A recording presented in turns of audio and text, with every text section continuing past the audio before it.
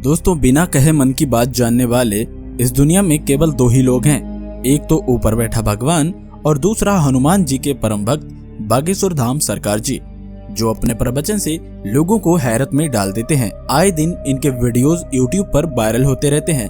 कभी ये लोगों के झूठ को सामने लाते हैं तो कभी उनके अंदर समाये हुए भूतों को भगाते हुए नजर आते हैं। हर कोई इनके चमत्कार को देखकर हैरान है और अब तो मनोज तिवारी से लेकर अमिताभ बच्चन यहाँ तक कि नरेंद्र मोदी जी भी इनके फैन हो चुके हैं। कहा तो ये भी जाता है कि बागेश्वर सरकार का एक अदृश्य सेनापति है जो भूतों को भगाने में इनकी मदद करता है। तो क्या है बागेश्वर सरकार की पूरी सच्चाई, चलिए जानते हैं। दोस्तों, हमारे देश में कई सारे साधु महात्मा और बाबा आए और अपनी गलतियों की वजह से चले गए। कई सारे लोगों ने उनके आश्रम और धाम पर माथे टेके, यहाँ तक कि बड़े बड़े फिल्मी सितारों ने भी कई बाबाओं के दरबार में हाजिरी दी। लेकिन इस समय जो प्रसिद्धि बागेश्वर महाराज जी को मिल रही है वो आज तक कभी भी किसी को नहीं मिली। लंबे बालों वाले तथा माथे पर चंदन और अक्सर सिर पर पगड़ी को बांधकर नजर आने वाले बागेश्वर धाम सरकार उर्फ धीरेन्द्र कृष्ण शास्त्री जी की बात ही कुछ निराली है। इस चीज का सबसे बड़ा सबूत है बड़े बड़े फिल्मी सितारों का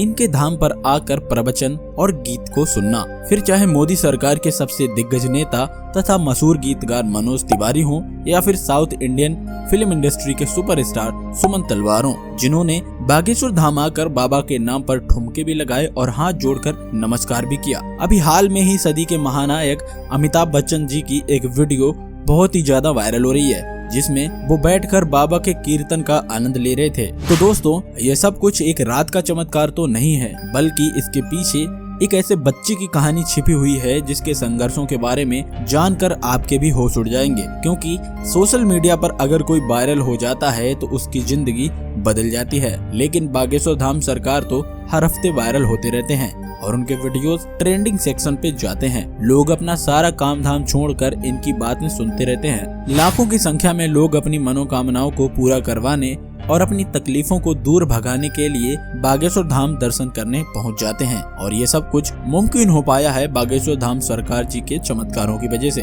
कहते हैं कि स्वयं हनुमान जी की कृपा बागेश्वर बाबा के ऊपर बनी हुई है और उन्हीं की असीम शक्ति है जो जिनकी सहायता से बागेश्वर धाम सरकार किसी के भी मन की बात को जान लेते हैं। किसी के बताने से पहले कागज पे उसकी समस्याएं बाबा जी लिख देते हैं, जिसके कई सारे प्रमाण आपने वीडियोस के जरिए देखे होंगे। स्टेज पर अगर कोई अपनी परेशानी बताता है तो बागेश्वर सरकार उसे पहले से ही एक पर्चे पर लिख देते हैं और उस पर्चे को उसी को देते हैं पढ़ने के लिए, जिसे देखकर भक्तगण पूरी तरह से आश्चर्यचकित रह जाते हैं। क्योंकि जो दुख और परेशानियां उन्होंने बाबा को बताई भी नहीं थी, उनके बारे में बाबा पहले से ही पन्ने पर लिख चुके होते हैं, जिसके बाद सभी के सामने परेशानियों का हल भी बाबा जी बताते हैं और ये विश्वास दिलाते हैं कि भक्तों की परेशानी दूर हो जाएगी। लेकिन बागेश्वर धाम काफी सख्त मिजाज के हैं, क्योंकि अगर कोई इनके सामने झूठ बोलता है या फिर गलत नियत के साथ अपनी इच्छाएं लेकर यहाँ पर दरबार में पहुँच जाता है तो ये उसकी पोल खोलने में कोई भी कमी नहीं छोड़ते।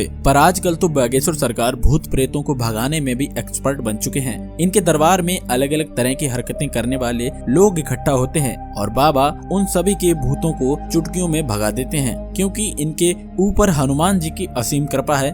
वो कहते हैं ना कि भूत पिशाच निकट न आवे, महावीर जब नाम सुनावे।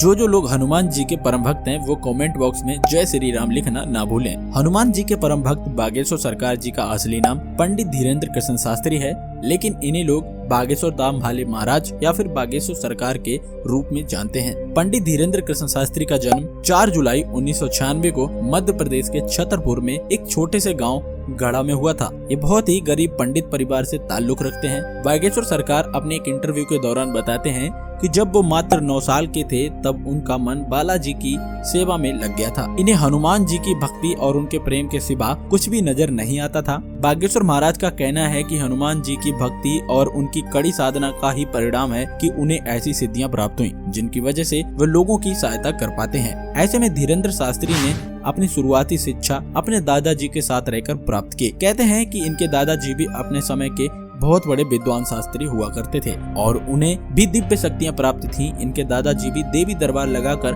लोगों की समस्याओं का हल करते थे। तभी से धीरेन्द्र शास्त्री ने अपने दादाजी को अपना गुरु मान लिया और उनसे ही सारी चीजें सीखने लगे। दादाजी के साथ रहकर इन्होंने रामायण और गीता जैसे धार्मिक ग्रंथों का अध्ययन किया। लेकिन अगर प्रारंभिक शिक्षा की बात की जाए तो बागेश्वर सरकार ने अपने गांव से ही 8वीं की पढ़ाई पूरी की है और उसके बाद अपनी आगे की पढ़ाई को पूरा करने के लिए इन्हें गांव से करीब 6 किलोमीटर दूर जाना पड़ता था, क्योंकि इनके गांव में कोई भी हाई स्कूल नहीं था और केवल 8वीं तक की पढ़ाई की सुविधा ही उपलब्ध थी। इसी तरह से घर से चलकर इन्होंने स्कूल तक का सफर तय किया, पर अपनी 12वीं की परीक्षा इन्होंने कंप्लीट कर ली। 12वीं करने के बाद धीरेन्द्र कृष्ण शास्त्री ने बैचलर ऑफ आर्ट्स में अपना ग्रेजुएशन भी कंप्लीट किया, यानी कि हनुमान जी की कृपा के साथ साथ बागेश्वर सरकार के पास डिग्रियां भी हैं। अपने ग्रेजुएशन के दिनों से ही धीरेन्द्र कृष्ण शास्त्री अपने दादाजी की तरह बालाजी महाराज की पूरे मन से सेवा करने में लगे थे। इनके घर के पास बालाजी यानी महाबली हनुमान जी का एक बहुत पुराना मंदिर हुआ करता था, जहां पहले इनके दादाजी दरबार लगाया करते थे। लेकिन उनकी मृत्यु के बाद दरबार कई साल तक खाली रहने लगा। फिर भी धीरेन्द्र कृष्ण शास्त्री जी ने हनुमान जी की सेवा करना नहीं छोड़ी, पर वो लगातार बालाजी के नाम का ध्यान करते रहे और लंबे समय तक ध्यान में लीन रहने के बाद धीरेन्द्र कृष्ण शास्त्री के ऊपर बालाजी और उनके स्वर्गीय दादाजी ने अपनी कृपा दिखाई और अचानक से ही उन्हें असीम शक्तियों का एहसास होने लगा। उन्हें महसूस हो रहा था कि वो लोगों के मन की बात को समझ सकते हैं, वो क्या चाहते हैं, उनके दिमाग में आखिर क्या चल रहा है। ये सारी बातें वो बिना कुछ कहे ही समझ जाते थे और उनके निवारण भी बताते हैं। अपनी शक्तियों का इस्तेमाल करके धीरेन्द्र शास्त्री ने लोगों के कष्टों को दूर करना शुरू कर दिया। लोग जब इनके पास अपनी समस्या लेकर आते तो ये पहले से ही उनके मन की बात को समझकर उन्हें समस्या का समाधान बता देते थे।